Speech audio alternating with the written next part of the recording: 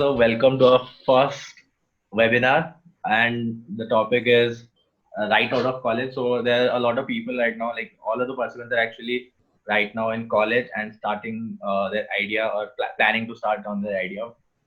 So like you have been a great mentor to me as well as to a lot of students in IIT itself.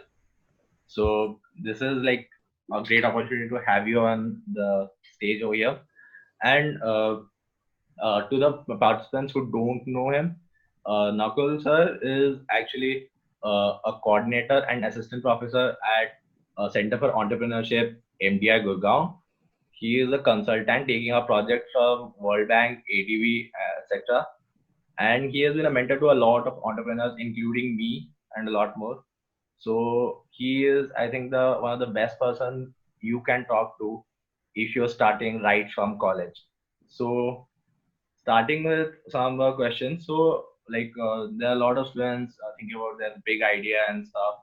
So, sir, what do you think is the most common mistake that people, like the students, are making while making their entrepreneurial journey? Okay, thank you for the introduction, Saswat. So glad to hear these kind words. Now, a couple of things. The topic which you've kept, I think I was just thinking, right from college, out of college, no matter how you see it, I think given your audience, it matters at what stage and at in what kind of college you are. And I'll tell you the reason why that matters. So let's say that you are in IIT, right? And straight out of your school, you joined IIT. Most of the people have their parents paying their fees, right? And you haven't worked in the industry. You are still learning both the technical aspects of things as well as the vocational and other aspects of things. So you intend to basically focus on studies initially, but there are times when you land up at a particular idea, right? Now some people think that they'll ballpark that idea for some time, and possibly later in life, once some of their let's say needs, so the basic needs of basically providing for oneself and family, maybe some discretionary spending, some saving, and if there is an education loan that's done, then they'll go on and basically implement it. But then there are few of us who actually think that let's go ahead and at least give it a try. Now for those people, taking on your question directly, that what are some of the mistakes which people do now, given my interaction with students both at IIT Delhi, a lot of IIMs, MDI, but of course, and also some of the international B schools. So I'll talk about NTU, I'll talk about Stanford GSB, because these are places wherein I interact with people quite frequently, have been there a number of times in different capacities. Now, what happens is, first and foremost, they underestimate the cost of customer acquisition. So they think that we are in a dormitory with a laptop, and if suppose there are people who've done this thing earlier, we'll do this thing, and all we need is perhaps 1,000 rupees, because 500 rupees we'll use for registering a domain, and 500 rupees we'll use for actually going ahead and buying a cheap hosting, and that's it. So under 1,000 rupees, we'll be one of our kind startups in the whole community, and we'll change the world. Very few do that, but a lot of times we forget the cost of acquiring our customers. Now when I say cost, I don't only mean it financially, but it also involves the man hours. So I'll take a simple example. So you take any platform, be it Uber, be it Airbnb, or if you've heard about Etsy, wherein people buy and sell crafts. Now if you just see how they acquired their first 1,000 customers, right, you'll see that they were ingenuous, but they never underestimated the cost of customer acquisition. Now, when I say that they never underestimated the cost of customer acquisition, let me take a very specific example: Airbnb. So when Airbnb was starting, they had some of the listings in one of the cities of United States, and they said that we'll provide bread and breakfast. We'll try to aggregate. Now nobody was onboarding, because platform onboarding is a twin-sided problem, or what you say, a chicken and egg problem. The sellers won't come until the buyers are there, and vice Yeah, versa, right? Now what they did was that they realized a very good opportunity, because they said that we don't have money right now to spend on customer acquisition, spending on advertisement and other things, but we can spend effort. So what they did was they saw that in the city in which they had their first 10 properties, right, which they actually acquired from Craigslist. They saw conferences happening, and most of the hotels are either very expensive or they reach out to the registered participants of that conference, telling them that in less than $80, we'll give you a good bread and breakfast. Give it a try. Now, when they actually went ahead and did this thing, it was a hit. And then conference organizers and participants of other cities actually went ahead and approached Airbnb. So see, Yeah. please understand that some effort is always required post you have figured out your idea, right? If you think that, I'll give you another example which I recommend to a lot of people. Please don't quote me, though it is being recorded, but a lot of B2B startups, when I say B2B, I mean business to business startups. One of the frugal ways of reaching out to people is basically leaving your visiting cards in washrooms of good places. Yeah, yeah. Now, Absolutely. what it does is, if rooms have good footfall, and by mistake, I mean you were, let's say, just washing your face, and you happen to lose your visiting card, right? People just see it. See, eyeballs matter. Please understand that. How many people are looking at you? This is what marketing is all about, right? Getting attention of the right person. Now, whether that right person comes and accesses what you've created, or purchases and then repurchases, or becomes somebody who even advocates for your company or for your brand, is a different thing. Now, that's first mistake. Second mistake is doing it solo. So please understand, all of us somewhere or the other have this Superman syndrome in our DNA, that we can change the world, and we are the ones who are actually born to do that. Agreed. Matlab, I understand. ठीक है. मतलब वो it's to a certain extent it's fine. But please don't underestimate the power of social connections that you have. Now I'm taking an example of people who are right now still have at least maybe a trimester, a semester, or maybe a year to go in their college. You have a great support system in terms of knowledge and in terms of social capital and emotional capital right across your rooms, in your dormitories, your hostels. Now you are stuck somewhere, right?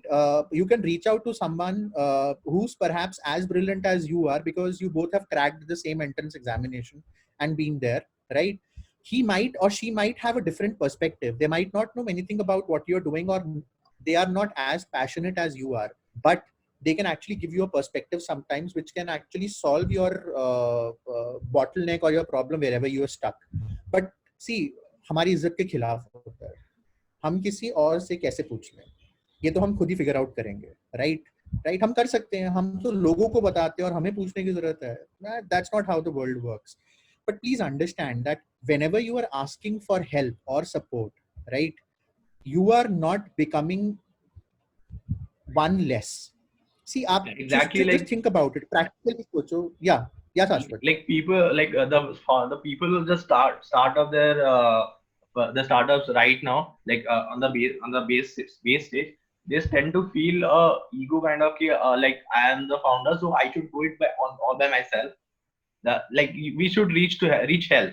Yeah, that's actually a good thing. Yes. See, the thing is that problem क्या है कि somehow we feel that if we are reaching out to someone whom we maybe I don't know, maybe the closest friend, then somewhere our either it's ego, self-respect, whatever we take, it's being hit. Plus, what will the other person think? Boss, if somebody has come to you for help ever, you have never felt bad about that person. You have always felt कि यार उसने कम से कम इतना समझा, he or she thought that I can actually be of help and be of support. You will always remember that. Similarly, if you are reaching out to someone, you are giving them an opportunity to actually connect with you on a different level. So please reach out to people. Don't commit this mistake. Third thing is that I think giving up too soon and giving up too late.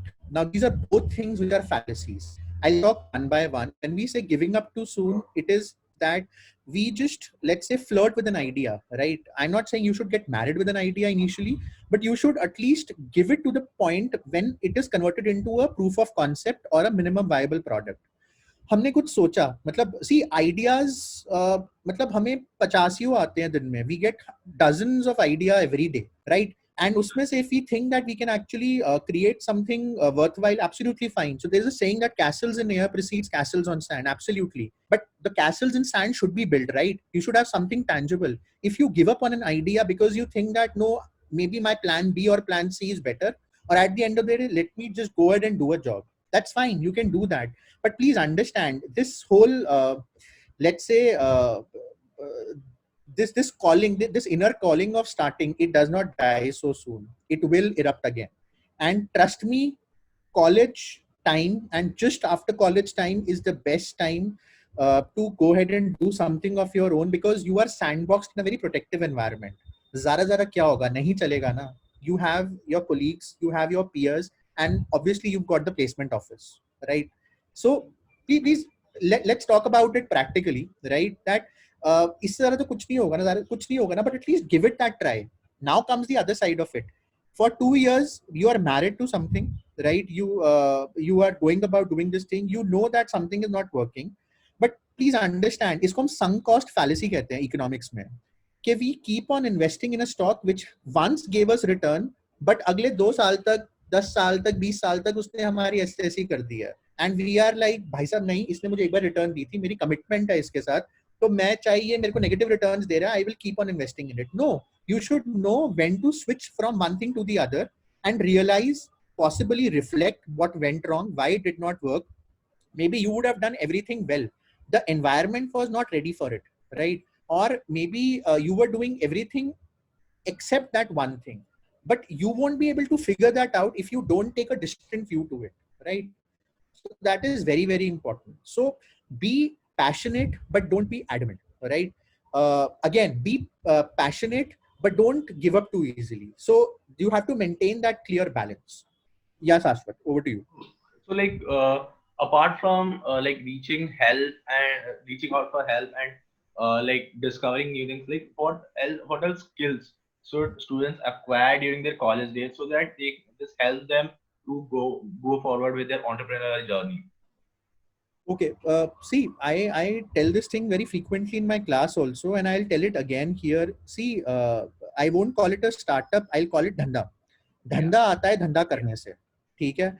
जब तक तुम अपनी पहली cell नहीं करते, till the time you do not make your first sale, whether it is a product, whether it is a service, you will always be just someone who's there sitting in your dorm room or a laboratory or maybe in front of a desktop and trying to create something. You have no idea. You absolutely have no idea what my customer wants. Customer hota kya hai, kis चिड़िया का नाम है. And please understand that selling is business. Period. अगर तुम्हें बेचना नहीं आता तो तुम्हें लगता है कि मतलब मैं एक बहुत अच्छा सा एल्गो बना देता हूँ, मैं बहुत अच्छा सा प्रोडक्ट बना देता हूँ, वो अपने आप चल जाएगा. प्लीज अंडरस्टैंड, बहुत रेयर सिनेरियोज होते हैं जब एक पर्टिकुलर से मे बी स्टेक होल्डर को एक डेस्परेट जरूरत होती है, and it is a lock and key fit for what you created are the only situations wherein things like these work. For everything else, you have to make an effort, and for that, you need to actually go ahead and sell. I'll take a very simple example, and you create let's say maybe a simple website to, let's say sell computer code created by students in IIT Delhi, और वो भी छोड़ो, मतलब people have their hobbies of creating, let's say bookmarks or doodles, तो वो print करा के तुम्हें बेचना है, wherever whichever is the nearest consumer market, just reach out there. Can you stand there for half an hour and talk to people who are coming to approach them and tell them, sir, I've created this thing, would you be interested in even seeing this thing? It takes guts to actually go ahead and do that first half an hour. और जिस दिन तुमने वो first half an hour कर लिया, you will never be afraid of actually selling. Trust me. When we go to malls, right, when we receive those IVRS calls or maybe those BPO calls, के do you want to purchase this thing or would you like to try it out, we feel so pride, नहीं हम उसको मना कर रहे हैं, बड़ी respectfully मना कर रहे हैं, and go ahead and do that thing. Because that's the sales process. Marketing ऐसे ही काम करती है. It's just that कितना refined और कितना crude है वो अलग होता है, but that is what is required. That is one of the most important things, Aswat, which I think comprises of what is called an entrepreneurial mindset. People talk about risk. See, risk is very individual and situation centric. Let's say I have an education loan to pay. I have a family to support, right? In light of this, if I tend to be entrepreneurial and do not look at the pragmatic aspects of life, I'm being foolish. But if I can mitigate that risk, let's say that I know that I have to pay that education loan, I know I have a family to support, I know I've taken a job, but there are times, let's say late at night, early in the morning, wherein I can work on something of my own, so that the day this something of my own starts giving me more returns than my current job, I can make the switch, right? That is still something I understand. I never recommend people that boss ऐसा है कि अपनी लगी लगाई job छोड़ के या अपना placement का offer छोड़ के you go ahead and do a startup. Don't do it full time. People would say that, see, investors want that you should be 100% invested in your startup. भाई investors सिर्फ एक stakeholder होते हैं. Yeah. They are there in the whole startup process for themselves, not for you. They want to maximize their capital. They want to maximize the returns on their investments. That is why they are there. So if you can work and start something initially, test the idea practically, tangibly, part-time, who stops you from doing it? Live your life, do your job, spend time with family, at the same time work on this thing. There will be times when you will be working maybe say for a week without sleep. And then there will be times when for a month you are just spending maybe an hour or two on an average every day. That's fine, right? Who's stopping, or who says that things can't work this way? See, there will be this inflection point wherein the effort that you've done will actually yield results, but it will not happen in one day. It will not happen in 1 month. It might happen in a year, right? But it will happen. So perseverance, I think, is another thing which is very, very important, right? Yes, Ashwat. So, you said a lot of skills and a lot of qualities that the entrepreneur should have in order to start their entrepreneurial journey to make their idea a big success. So, do you think MBA or having a first-hand job experience helps in that matter? Uh, I would say both yes and no. Now, this is dependent on the kind of startup you intend to do, right? So, I'll tell you what MBA gives you. A good MBA gives you, first and foremost, social capital. That means network. So let's say that I have to reach out to somebody from the PGPM or maybe the usual MBA, MBA HR or MBA International Management batch of my college, both my batchmates, my seniors, my juniors, right, who are posted at one of the best positions in the world. Now I can do that. Now it opens a lot of doors for me as an entrepreneur. Why? Because see, let's say that I am selling a natural language processing software, right? And I know that I am a competitor to Adobe. Let's take an example. So I need people of the clientele who can at least test my product. Let's say I would need people who are existingly, I mean, of the stature of say that kind of a thing. So if I approach them directly without that connect, right, there is a likelihood I might not get a response. But if I have to reach out to them, and if I go with a credible lead, which is my network, which I get from my MBA or my BTech college, there is a high possibility I'll get through in the company. And let's say out of 100 companies, 10 allow me to test my product for free. Out of those 10, even if one or two allow us, say that, okay, fine, we'll pay you for what you're doing, my job is done, right? Without that credible line of, say, maybe introduction, for me, it was a relatively difficult process. I'm not saying it could have been impossible. No, it could have been possible. It's just that the whole process is a little more lubricated by that particular connect. Now, same is true for, let's say, if you talk about IIT, right, or if you talk about any other college. So your social capital matters, right? Second thing which you get from an MBA is an introduction to a couple of things. Let's say finance and operations is two specifically, which I would say. Why? Because some basic financial knowledge or financial literacy is very important. Ideally, according to me, it should be given at the school level, right? Basic financial literacy. But I think we still have that to be incorporated in our schools. But some efforts in on these lines in terms of extracurriculars and other things are happening. But I think that basically that is another thing which is very helpful when it comes to what you take away from a business school. So now that's one thing. Second thing is that you talked about work experience. I think yes, it helps, and how it helps, I'll tell you. You actually are ready to basically first and foremost work for somebody else, and you are in a process of delivering value. See, business, any kind of startup, at the end of the day is basically delivering value to people for the money that they pay, right? Now that value can be in terms of a product, a service, a platform, whatever it might be. Now, as a employee, you are paid for delivering value to the company, wherein the company in turn delivers value to a customer, right? So you get into the whole process. Plus, you basically get used to working in a team. Even if you have been, let's say, an introvert throughout your life, in a company, you are forced to actually work with other people. Now, you would realize you might like it, you might not like it, but gradually you tend to acquire the skills to work with people. So I think that is something that is very, very important. And I think that is something which people take away from work experience. And now these are the positive sides. Now, these both things also have a negative side. Now, being in a B school, I should not talk about negative sides of an MBA. So I would refrain from talking about that. But I will definitely talk about your job. You get used to the whole paycheck that comes at the end of the month, right? So you get into your comfort zone. Even if, let's say, you are earning, say, maybe 50,000 rupees a month or maybe 1 lakh rupees a month, you are used to it. And your let's say instant gratification and those needs which are there, and plus your EMIs and other things are tied to it. So it becomes difficult for you, or let's say the escape velocity increases for you to switch from a job to something of your own. So if you, and it takes a lot of it, please understand that, right? So given the whole volatile, uncertain, complex and ambiguous environment which is called VUCA, so वो थोड़ी सी चीज है, but if you're determined and थोड़ा सा self confidence है, you can give it a shot, right? There are sometimes avenues wherein companies give you unpaid leave, maybe some sabbaticals. Try these things out, and I think that might work for you. But I would, on the whole, say that these things help, but these are not prerequisite of running a business. धंधे का prerequisite है धंधा. I would again say it to anybody even who doesn't understand Hindi. The prerequisite of starting up a business is actually having business knowledge, which you only get on the job.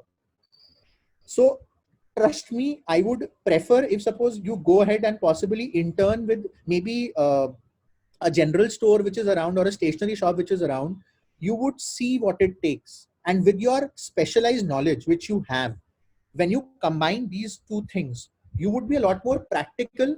At the same time, you would have your heads in the sky.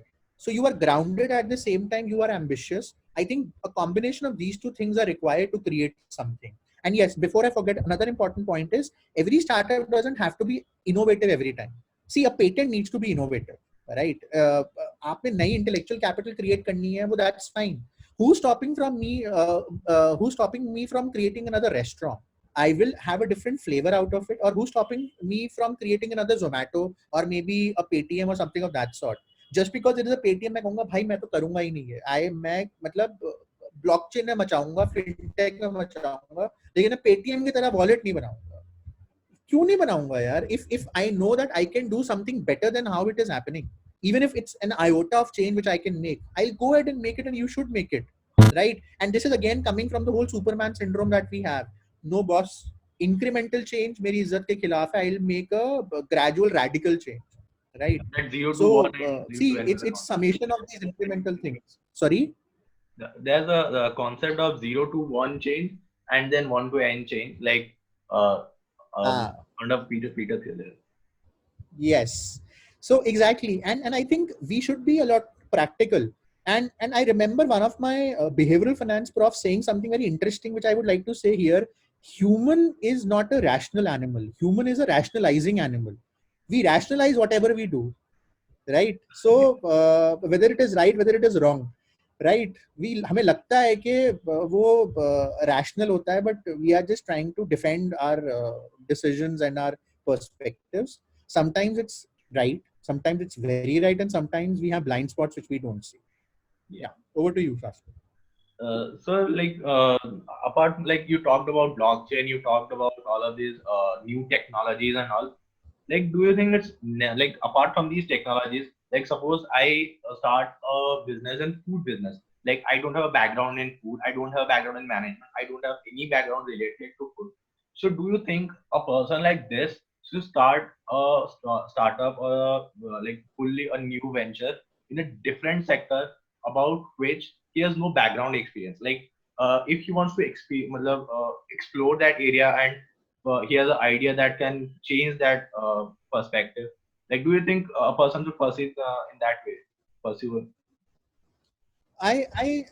So okay, so there are two things to it, Saswat. One thing is that let's say that you know a lot about your subject, but you do not know anything about business, right? So you are good in your subject, you know your subject, right? And this subject has nothing to do with business or management or finance or maybe the emerging technologies, but you are good at it. See, if you are good at it, trust me, that is the 90% of requisite which is required.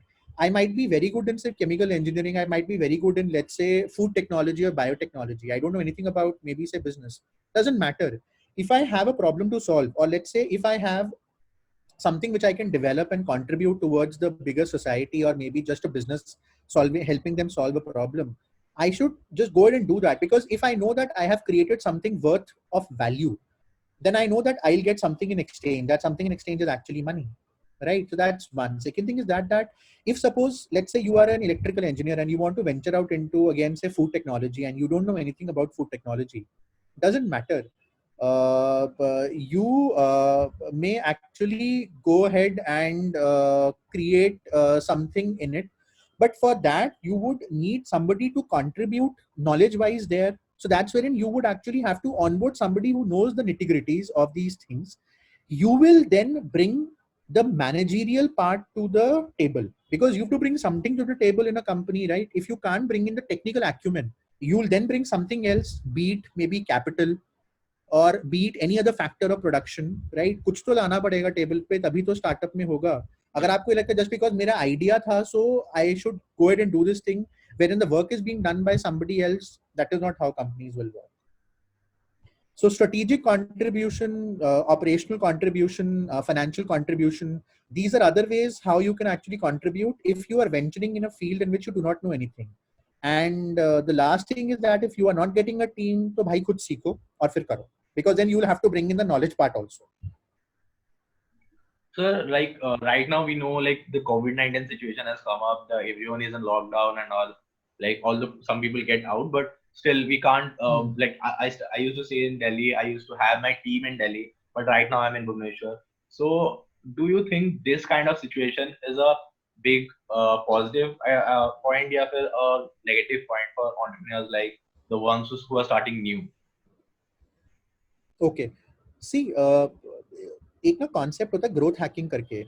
Hacking basically means that you are using your brains to solve a problem innovatively, right? Growth hacking is a term used in marketing wherein you do something because of which, rather than a gradual growth of customers, it becomes exponential growth of customers, right? Now that is a gradual approach. But what you talked about COVID, this is something which is a situation called accelerant. Accelerant क्या होता है? कुछ temporary situations होती हैं जो बहुत सारे businesses को अपनी ग्रोथ को एक्सपोनेंशियली इंक्रीज करने की अपॉर्चुनिटी दे जाती हैं. सो एक्सेलरेंस और these kind of political, economic, social और maybe geographical situations are basically there, which sometimes give a lot of opportunities to a lot of businesses.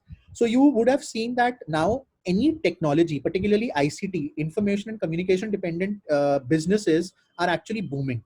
You can prove it empirically, be it their stocks, be it their customers, be it the kind of hiring that they're doing. The reason is that people now have realized that it's not the only physical assets which are going to matter, be it the land per se or anything else, but it is also the virtual things which are making a lot of contribution. So for businesses that are starting right now, I think if they are lean, if they are technology dependent, and possibly, if they are offering their products either directly as a technology or by technology enablement, I think they are going to do very well. And there'll be people who will be benefiting in the long haul because they have created something in the face of a global pandemic, but they can sustain it throughout, wherein that is their competitive advantage over other businesses which are basically a combination of physical as well as virtual assets and mode of working, right? So that's what I would like to mention here. So wherein for existing companies, business models have to change, have to evolve. You will be starting with a different kind of business model which can actually continue even post COVID. So that's the advantage which startups starting during COVID times have.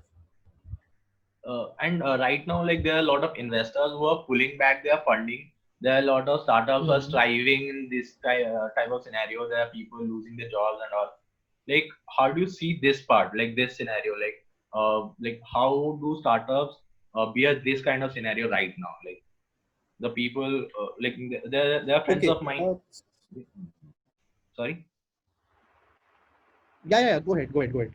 Like there are friends of mine who are trying to get funding because they have been running their startup since like 1 year or so, and they have a certain kind of revenue that to show right now. But slowly their demand is going down because of the COVID-19 situation. So they need funding to run around, like run it.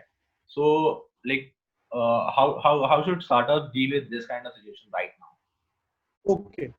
Saswat, please understand, and I tell it to a lot of people. That investment is not always a parameter which should define or determine how good you are doing or how good you can do, right? It is just one of those things which basically is a parameter which helps you raise further capital, maybe even get some more customers, and obviously get the financial support you need to scale up, right? But given the COVID times, please understand that globally the economic scenario is not too bright, right? So people used to invest when they had either sound investment thesis and expected guarantees of returns, which is now basically not there. The second thing is that people used to invest when they had a lot of disposable income at their companies or in their funds. Now what is happening is that they want to preserve cash so that once the global pandemic and the other situations they normalize, they have enough war chest to go ahead and basically grab the startups which can actually benefit them both in the short term as well as long term. Now, having said that, a lot of investment sources, let's say private equity firms, venture capitalists, angel investors, microfinances, and so on and so forth, they would have pulled out, but there are still a lot of them who are still there, right? So a lot of hedge funds are there, a lot of private equities are there, which are scouting for opportunities because they know that they'll get a better bargain today. So let's say that I would have traded a single digit equity for maybe say $100,000 about 6 months ago. Now I'm in a position that I need funds, so I'll say that take 25% of my company for the similar amount. I know that the things will normalize, but the thing is, the investor also knows that the things will normalize. If not today, maybe a year down the line, 2 years down the line, he or she would have gotten a good bargain because you needed the money right now. So, a startup's need of survival right now is actually, according to me, an opportunity for an investor if they are a little patient. And see, the patience in the investment world comes with the quantum of money that you have in your pocket. If you do not have your operational expenses are there to be met, then you would not be able to actually take these kind of risks. So I think yes, a lot of investors have become a little risk averse, or their risk appetite has mitigated, but it is not nil. So if in case you're doing well, you would still, or maybe a startup would still get a good opportunity for raising capital, if at all that's important. So this was really insightful talk with you. I currently think that you should come back to IIT once again and take our classes. We have a lot to learn right now, and I would really ask the participants if they have any questions for you guys. You can unmute yourselves, I guess. Any Hello, questions? sir. Yeah, Yeah. Hi. please go ahead. Hi, sir. I just wanted to ask regarding the question which was being discussed right now only, as per the Hmm. venture capitalist and investment scenarios with respect to the corona and quarantine that is going on. So, um, uh, if this lockdown and quarantine continues for a longer time, we won't be able to maybe socialize and meet much with the probable investors and have discussions. So and also the number of people who are averse to invest, they may be increasing and decreasing in this scenario. So what actually is happening, or what maybe we can do as a growing company or startup, so that we can have a we can maybe network with some investor and maybe target the people those who are still wanting to take the risk of investing in something new. Okay, good question, Lokesh.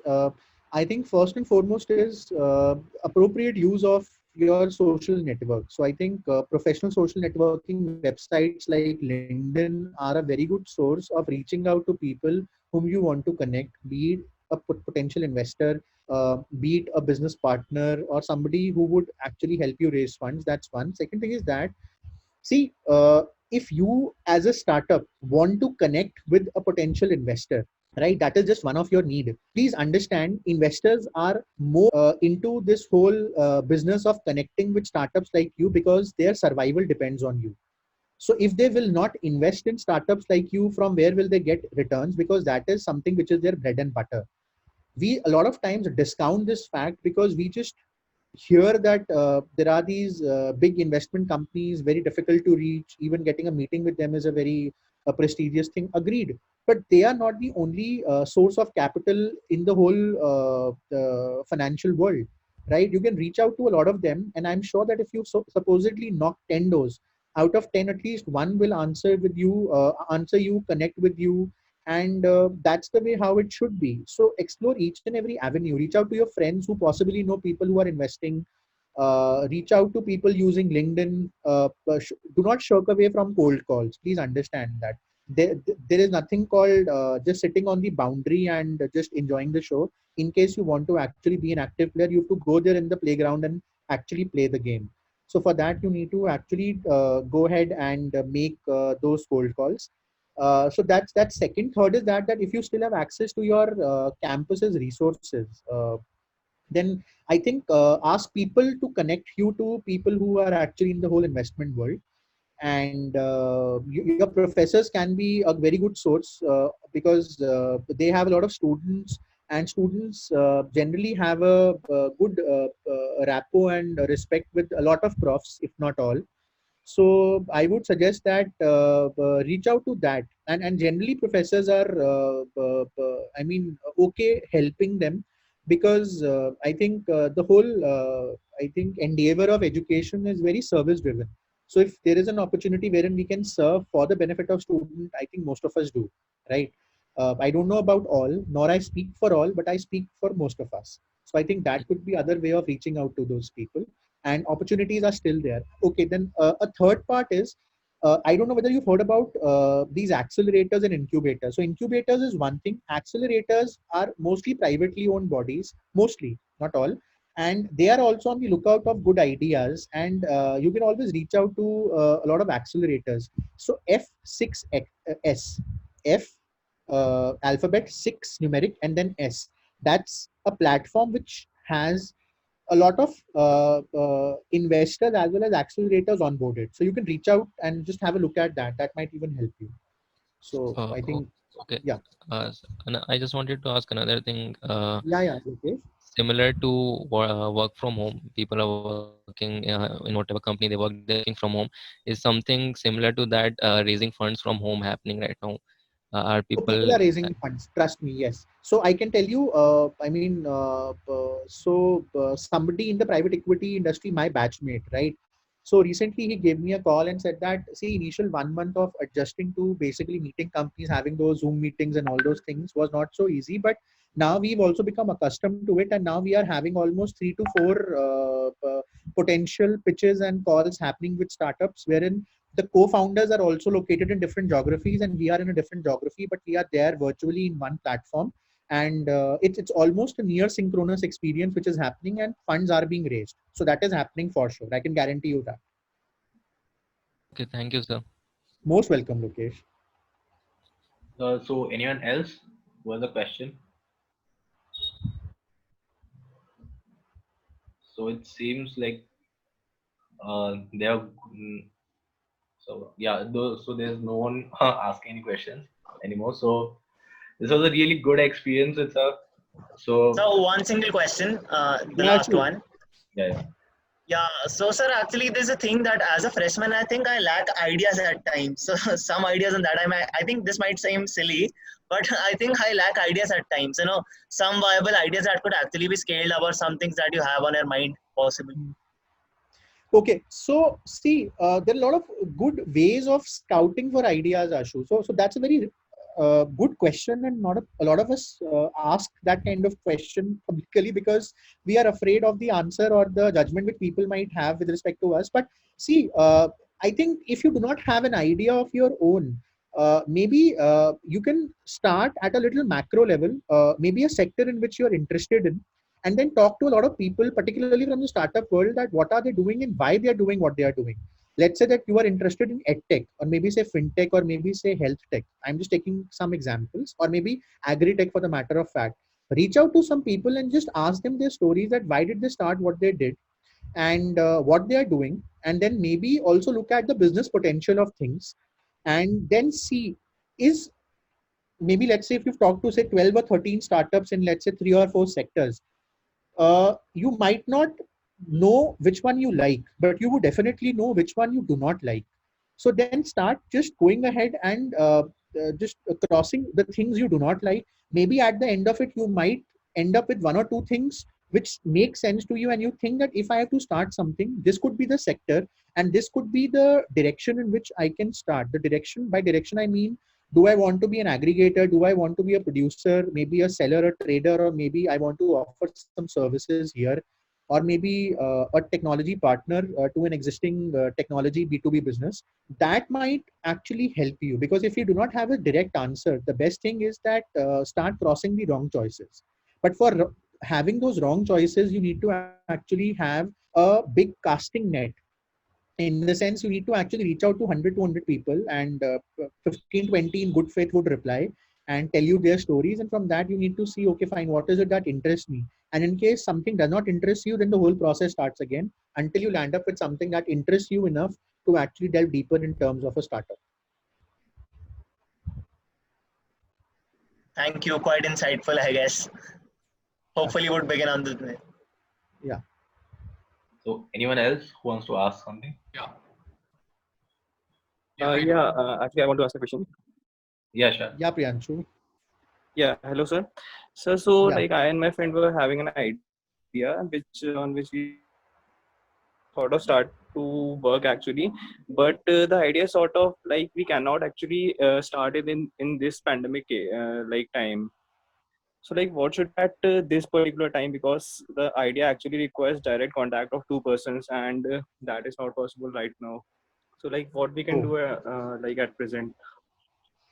Okay, so Priyanshu, I think there are 2 things which can happen. One thing is that either you can just ballpark the idea, continue with the work as such, and possibly take it up again once the things normalizes. Else, can you think of maybe say an innovative way of executing the same exact thing, but maybe say either virtually, or maybe if even if it is happening in person, with let's say the precautions being taken, because please understand that anything which requires contact right now is not a good proposition. If you see, most of the hospitality industry is not doing good because of this thing only, and be it airlines, be it restaurants, they're trying, be it gymnasiums, they are trying their best to actually go ahead and create that kind of a thing, but wherever people will be co-located, I think normalcy of business will take some time to return. And if your idea wholly and solely depends on that, I think you might need to ballpark it for a while, or maybe say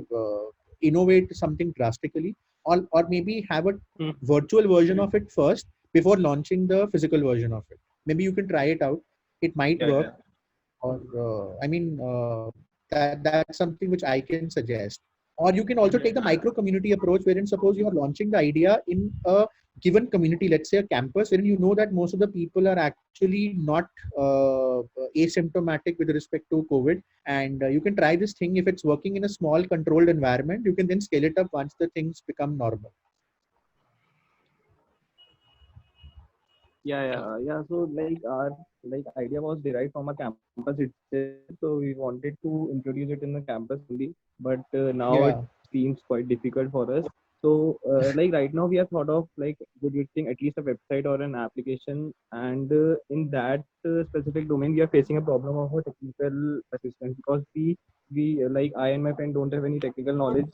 We like that thing. So like how should we approach any third person in that thing? Okay. What I would suggest is that that you can actually go ahead and onboard somebody who is good technically. And this is again for everybody. Please understand, onboarding somebody who's technically much more efficient and knowledgeable than you doesn't mean that that person will actually go ahead and execute your idea. अगर उसे वो करना होता तो वो बहुत पहले का कर चुका होता. Please understand and be please don't get scared of onboarding technology people. You yourself are technology people. And I think you should remember this thing that startups don't just happen by idea, they happen by execution. So you and I both starting with the same idea, same resources at one time. Yes. After 1 year, you might be doing better than me just because you executed it and I did not even execute it, or you executed it better than what I could do. So I think you should go ahead and onboard somebody who's technologically better than you. Maybe uh, I don't know in which year, or I mean what's your background, but you can start with some interns, right?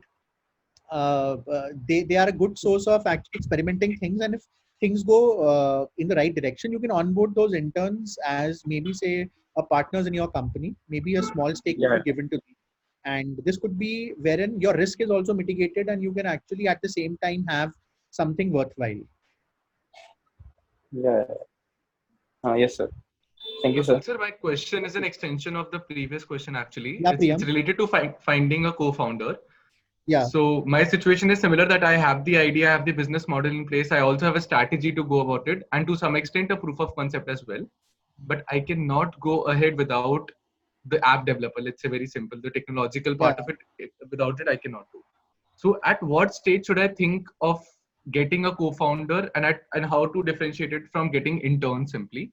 Okay. And yeah, Okay. that's about it. Priyam, it's a very common question that we get asked, and even startups in which we are mentoring or we have invested in, we face this problem. See, what is happening is that there are not just two dilemmas, but actually it's a trilemma. Should you outsource it to a company who charges, let's say, 50K or maybe 1 lakh rupees to get the app done for you? Should you hire an intern to do it, or should you hire a co-founder just to go ahead and do this thing? See, it totally depends on your personal situation. If you have some money at your disposal and you think that there is a company which can, in a reasonable and a good manner, can do this job for me, and I'm in a position to maintain post what they've created, go ahead and get the app developed from maybe a website or somebody close by.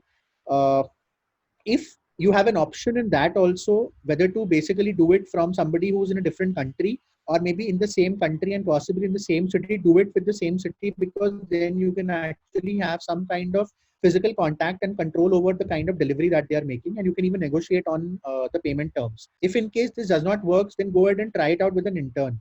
See, interns don't have to be from your college, they can be from different colleges also. The advantage is that a lot of interns need these certificates of participation to enhance their CV and their knowledge, and you can help them in building that thing. At the same time, they can bring in some capabilities which you need to go ahead and get the work done. Now, there also what they can do is they can do a lot of hard lifting, or maybe major work can be done by them. And if they are on the right track, then you can remunerate them accordingly. And in terms of either money, in terms of either you helping them get a job, or maybe a connect, or maybe you writing them LORs for their further education, or maybe you even giving them a stake or a partnership in your company. So that's the second part. Third part is onboarding of a co-founder. See, co-founder onboarding is a long-term commitment. The person should not be only hired because they can satisfy a short-term need of yours. Herein, in this case, it's app development. What they should also do is they should resonate with the whole idea of your startup and the intent with which you are starting something or venturing into. If they can resonate with it, they can bring much more to the table just beyond the short-term knowledge or need of yours. I think then it's a co-founder route that you need to take.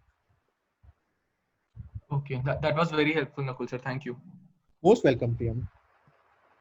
Anyone else in the group who wants to ask something? I guess that's it. So this was a really nice experience, Nakul sir.